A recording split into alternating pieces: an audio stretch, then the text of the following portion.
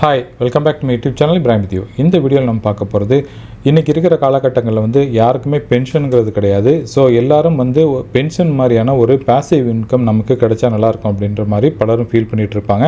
இந்த வீடியோவில் நம்ம சிஸ்டமேட்டிக் வித்ட்ராவல் பிளான் SWP அப்படிங்கிறத பற்றி பார்க்க போகிறோம். இந்த SWP வழியாக நம்ம மாதம் இன்கம் மாதிரி நம்மளோட செஞ்ச முதலீட்டிலேருந்து கொஞ்சம் யூனிட்டை விற்று நம்ம பணத்தை நம்ம வெளியில் எடுத்துக்கலாம். அப்படிப்பட்ட திட்டத்தை நம்ம ஃபுல்லாக பார்த்து தெரிஞ்சுக்க போகிறோம். இந்த திட்டங்கிறது பார்த்திங்கன்னா நம்ம SWP பண்ணுறதுக்கு முன்னாடி நமக்கு ஒரு கார்பஸ் தேவை. அதாவது கார்பஸ்னால் ஒரு சொத்து, அதாவது நமக்கு ஒரு பெரிய அளவில் ஒரு பணம் தேவை. அதாவது உதாரணமாக ஒரு 1 கோடி ரூபாய் தேவை, அல்லது 2 கோடி ரூபாய் தேவை, அல்லது 5 கோடி ரூபாய் தேவை. ஸோ இந்த தேவைகளை நம்ம ஃபஸ்ட்டு அடையணும்னா அதற்கு நம்ம பணத்தை சேர்க்கணும். ஒன்ஸ் நம்ம பணத்தை சேர்த்ததுக்கப்புறம் அதுலேருந்து நம்ம SWP வழியாக சிஸ்டமேட்டிக் வித்ட்ராவல் பிளான் வழியாக நம்ம மாதம் அதுலேருந்து வித்ட்ரா பண்ணிக்கலாம். ஸோ அப்படி செய்கிறதன் மூலம் நமக்கு என்ன நடக்கும்னு பார்த்தீங்கன்னா, நீங்கள் உங்களோட முதலீடும் வளர்ந்துட்டு இருக்கும், பட் அதே நேரத்தில் நீங்கள் மாதம் செலவுக்கு நீங்கள் பணம் எடுத்துக்குவீங்க. ஸோ அப்படிப்பட்ட ஒரு இன்ட்ரெஸ்டான ஒரு பிளானை பற்றி இந்த வீடியோவில் நம்ம பார்த்து தெரிஞ்சுக்கலாம். நான் லாஸ்ட் ஒரு வீடியோ போட்டிருந்தேன், டிவிடெண்ட் பேசிவ் இன்கம் வழியாக நம்ம டிவிடெண்ட் எப்படி வாங்குறது, அந்த டிவிடெண்ட்டை நம்ம எப்படி செலவுக்கு யூஸ் பண்ணிக்கிறது அப்படிங்கிறது சம்மந்தமாக ஒரு வீடியோ போட்டிருந்தேன். இந்த வீடியோவுக்கு நல்ல ஒரு ரெஸ்பான்ஸ் இருந்துச்சு. இந்த வீடியோவை நீங்கள் பார்க்கட்டி இதோட லிங்க் நான் கீழே டிஸ்கிரிப்ஷனில் கொடுக்குறேன். அதன் மூலிமா நீங்கள் இதையும் பார்த்து தெரிஞ்சுக்கோங்க.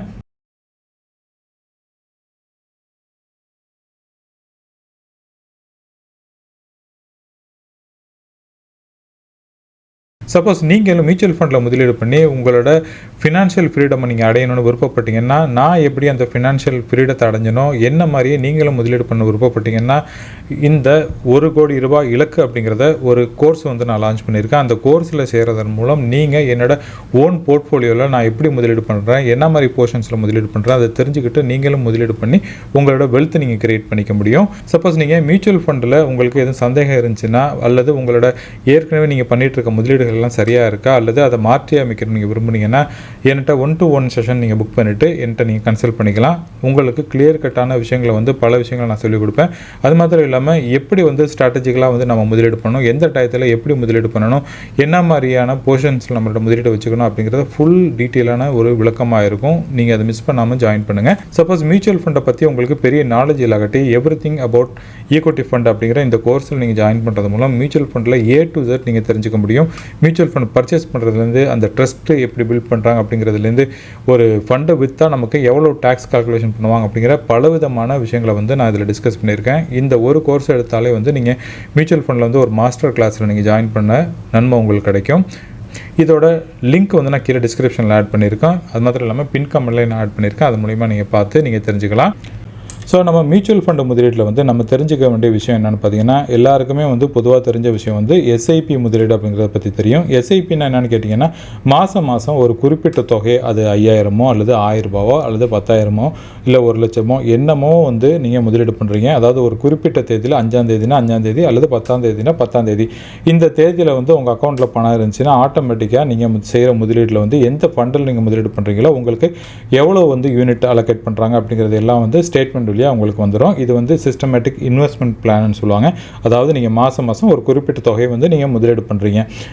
இதற்கு அடுத்தது இன்னொரு ஆப்ஷன் பார்த்தீங்கன்னா SWP அப்படிங்கிற ஒரு ஆப்ஷன் இருக்குது. இந்த SWP ஆப்ஷன் என்னன்னு பார்த்தீங்கன்னா, நீங்கள் செஞ்ச முதலீட்டிலேருந்து மாதம் ஒரு குறிப்பிட்ட தொகையை வெளியில் எடுக்கிறது. அது 5000 10,000 உங்களோட விருப்பத்துக்கு தகுந்தது.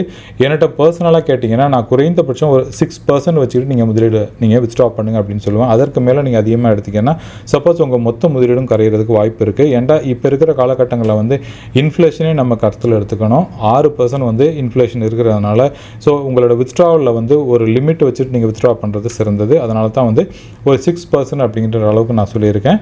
ஸோ அதுக்கு தகுந்த மாதிரி நீங்கள் வித்ட்ரா பண்ணிங்கன்னா உங்களோட முதலீடு அடிஷ்னலாக வளர்ந்துக்கிட்டு இருக்கும். அதே நேரத்தில் நீங்கள் பணத்தையும் நீங்கள் வித்ட்ரா பண்ணிக்கலாம். இப்போ நம்ம சிஸ்டமேட்டிக் வித்ட்ராவல் பிளான் என்ன அப்படிங்கிறது நமக்கு தெரிஞ்சிருச்சு. ஃபஸ்ட்டு சிஸ்டமேட்டிக் வித்ட்ராவல் பிளானில் நம்ம கவனிக்க வேண்டிய விஷயம் என்னென்னு பார்த்தீங்கன்னா, நீங்கள் செய்ய போகிற அந்த முதலீட்டில் இருக்கிற அந்த ஃபண்டு நல்ல ஒரு அசெட் அலோகேஷன் வச்சுருக்கா அப்படின்றத நீங்கள் பார்க்கணும்.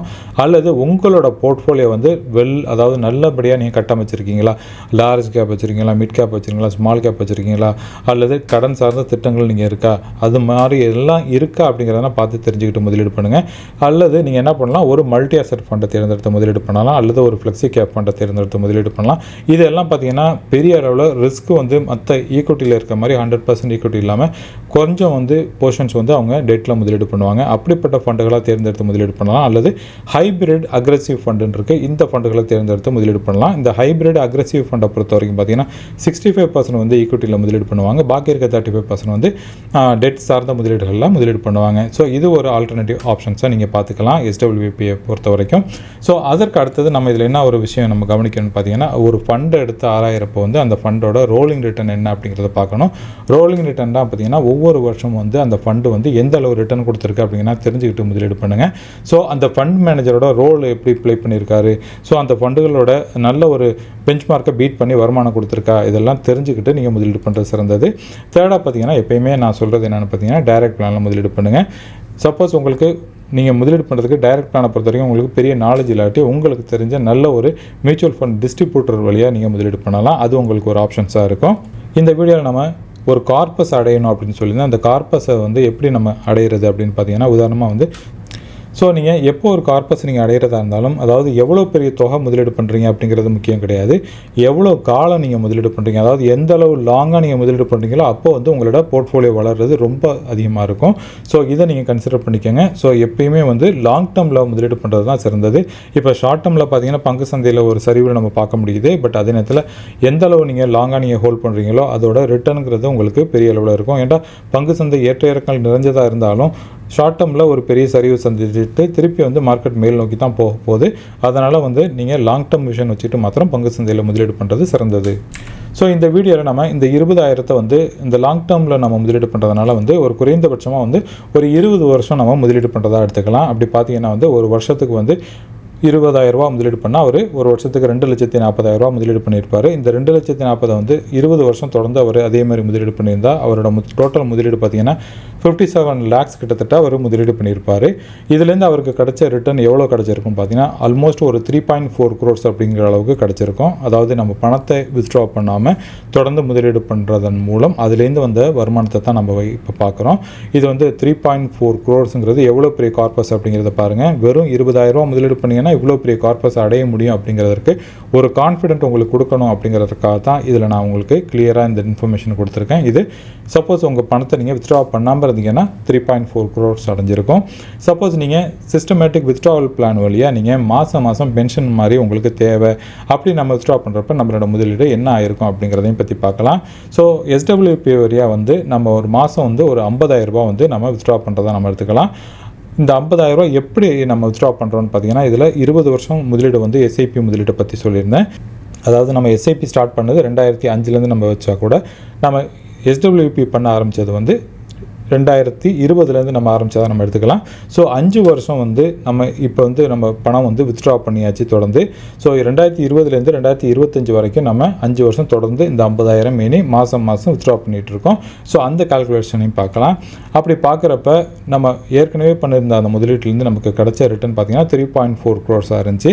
பட் நம்ம தொடர்ந்து இந்த வித்ட்ராவல் வந்து SWP வழியாக வந்து 5 வருஷம் தொடர்ந்து நம்ம வித்ட்ரா பண்ணுறோம். 50,000 மீனி நம்ம வித்ட்ரா பண்ணுறப்போ ஒரு வருஷத்துக்கு வந்து 6 லட்ச ரூபாய் வித்ட்ரா பண்ணியிருப்போம். 5 வருஷத்துக்கு நீங்கள் பார்த்தீங்கன்னா கிட்டத்தட்ட 30 லட்ச ரூபாய் நம்ம வித்ட்ரா பண்ணியிருப்போம். அது மாத்திரம் இல்லாமல் நம்ம வித்ட்ரா பண்ணியிருந்தாலும் நமக்கு பேலன்ஸ் இந்த யூனிட்டோட அந்த growth எவ்வளோ இருக்குன்னு பார்த்தீங்கன்னா கிட்டத்தட்ட 2.94 crores வளர்ந்துருக்கும். ஸோ நம்ம காலம் வந்து இன்னும் எவ்வளோ காலம் நம்ம பார்க்க போகிறோம், அந்த டயத்தில் வந்து இந்த முதலீடுகள் வந்து இன்னும் நமக்கு வளர்கிறதுக்கு வாய்ப்பு இருக்குது. ஷார்ட் டேர்மில் இருக்கிற வாலட்டிலிட்டி பற்றி அச்சப்படாமல் நீங்கள் லாங் டேர்ம் விஷனை வச்சுக்கிட்டு நீங்கள் முதலீடு பண்ணுறப்ப எவ்வளோ ஒரு கார்பஸ் உங்களுக்கு கிடைக்கும் அப்படிங்கிறதுக்கு ஒரு உதாரணம் நான் இந்த வீடியோவில் வந்து எடுத்து காட்டியிருக்க அந்த கால்குலேஷன் எல்லாம் பார்த்தீங்கன்னா நிப்பான் இந்தியாவோட growth ஃபண்டு. இந்த ஃபண்டு பார்த்தீங்கன்னா ரொம்ப பழைய ஃபண்டு. இந்த ஃபண்டு ஆரம்பித்த நாளில் வந்து வெறும் 10 ரூபாய்க்கு தான் லான்ச் பண்ணாங்க. இன்றைக்கி இந்த ஃபண்டோட எண்ணெய் விட மதிப்பு வந்து 4,000 ரூபாய்க்கு மேலே கிராஸ் ஆகி போயிடுச்சு. ஸோ எத்தனை மடங்கு இந்த ஒரு 20 வருஷத்தில் வளர்ந்துருக்கு, 25 வருஷத்தில் வளர்ந்துருக்கு அப்படிங்கிறது நீங்கள் பாருங்கள். அதனால தான் வந்து உங்களுக்கு லாங் டேர்ம் அப்படிங்கிறத பற்றி நான் ஏற்கனவே சொல்லிகிட்டு இருக்கேன். இந்த ஃபண்டை பொறுத்த வரைக்கும் பார்த்தீங்கன்னா மிட் கேப் ஃபண்டாக இருந்தாலும் எல்லா மிட் கேப் ஃபண்டுகளும் வந்து இந்தளவு ரிட்டர்ன் கொடுத்துருமா அப்படின்னு கேட்டிங்கன்னா மிட் கேப் ஃபண்டுகளுக்கு வந்து ஒரு அக்ரெசிவான ஒரு ரிட்டர்ன் இருக்குது. ஸோ இந்த ஃபண்டுகளில் வந்து முதலீடு பண்ணுறதுக்கு முன்னாடி இந்த ஃபண்டுகள் எல்லாம் வந்து உங்களோட ரிஸ்க் லெவலுக்கு வந்து சரியாகுமா அப்படிங்கிறத தெரிஞ்சுக்கிட்டு முதலீடு பண்ணுங்கள். லாங் டேர்மை பொறுத்த வரைக்கும் ஒரு 7 வருடத்துக்கு மேலே நீங்கள் முதலீடு பண்ண விருப்பப்பட்டீங்கன்னா மிட் கேப் ஃபண்டுகள் சிறந்தது அப்படிங்கிறத நான் இங்கே சொல்லிக்கிறேன்.